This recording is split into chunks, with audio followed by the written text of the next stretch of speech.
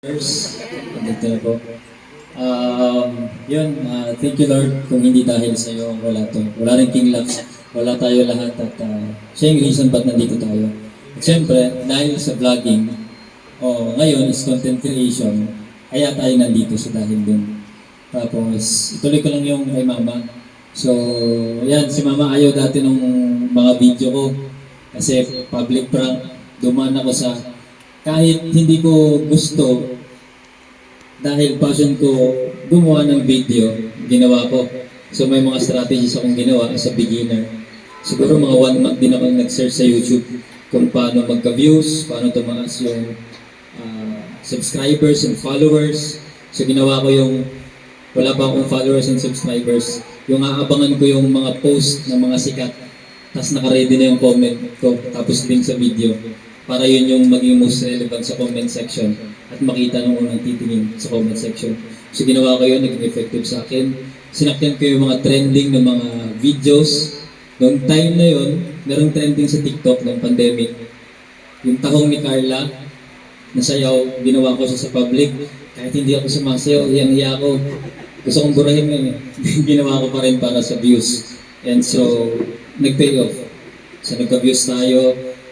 Prank, lahat-lahat, naging aswang, naging mambabarang ako, part 5 pa. Inikot ko yung buong Cebu City, and then whole province. Ayan, hanggang sa nakikilala na ako na bilang nagpa-prank. Nagpapatawa na nakakainis, na may nagagalit, na may nawawala ng stress, halo-halo na. And then, ayun, tinuloy ko hanggang sa natagpuan ko yung social experiment. So nagsimula ako ng pandemic. Nag-upload ako ng video kung saan sabi ko sa sarili ko, paano ko makakatulong? Wala pa akong sweldo. Nag-resign ako sa call center agent. Pagtapos ko ng 2 kurso, IT, and then marine engineering. So lahat yun natapos ko. Nag-call center ako. Bakit ako nag-call center? Nag-ipon ako ng pambili ng camera. Nung nabili ko na, nag-resign ako. And sabi ko, paano makakatulong pandemic? Selfish yung mga tao. Hindi yan mamimigay kasi gusto nila, isureball nila yung kita nila para sa sarili, mas para sa sariling pamilya. So, ginawa ko, sige, makamalimos ako, pero hindi ko isusulit. Makamalimos ako, pero bibigay ko rin sa tao. So, yun, nagsimula yung experiment ko, nang limos ako sa tao, meron akong karton, sinulatan ko na palimos, ganyan-ganyan. And, doon ko nalaman yung kita ng mga pulubi kung gaano kalaki. So that time, sumweldo ko, alam ko 300 lang, sabi ko 300 pesos, Lord, success na to. Nung pagtapos ng experiment, ang dami kong pagkain. Tapos may pera din ako. Pag uwi ko, binilang ko, nakaipon ako or kumita ako ng 1,800 pesos. Sabi ko, uy, grabe, ganito pala yun, ganito pa naman malimos. Masarap ituloy yan. Ayan, so may idea na kayo, joke lang. Anyway, pinambili ko kinabukasan, inabangan ko mag-open yung guys sa Cebu. Nag-grocery ako. Ang pinamigay ko nun is tag-1 kilo ng bigas, 1 delata, 1 noodles, 1 soft pack na Bear Brand. Kami lang nag-repack lahat, pinamigay namin ng pandemic. Walang sweldo ng time na yun, sobrang hina ng views. At walang may gustong manood sa vlogger na namimigay ng tulong. Walang gustong manood. Ang gusto ng tao, may entertain sila. Hindi na-entertain yung tao doon. So, para sa marami, baduy, ganito.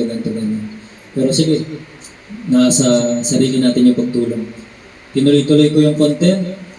Kahit quarantine, lumalabas ako, hinaanapan ako ng vaccine, di pa ako nakapaturok. Inaalibay ko na lang sa mga polis. Anong ginagawa mo? Wala kang quarantine pass. Kasi mamimigay ako ng relief goods. Lagi ako may dalang 5 kilo sa bag para kunyari. Para lang makalusot, makapagbigay ng tulong.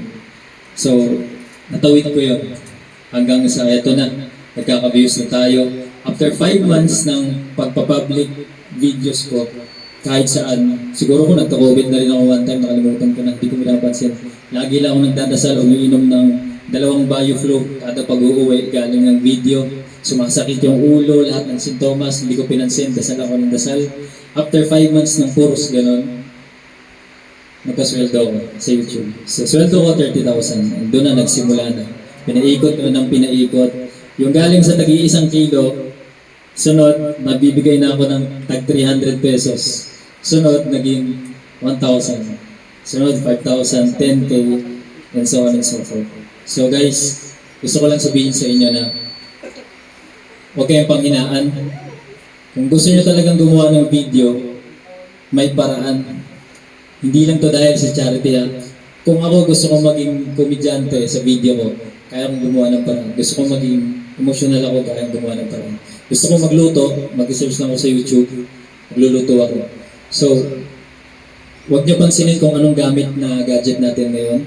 Soon, pag medyo may sweldo na tayo, pwede natin i-invest. Kung ano yung pwede niyo magamit sa ngayon na cellphone, gamitin ninyo. Huwag niyo muna pansinin yung sweldo. Importante, masaya kayo sa ginagawa ninyo. At huwag niyo rin pansinin yung mga hindi magagandang comment, yung pambabash, hindi lang sa social media, pati sa mga kapitbahay ninyo, pati sa mga kamag-anak ninyo. So, nadaanan ko lahat yan.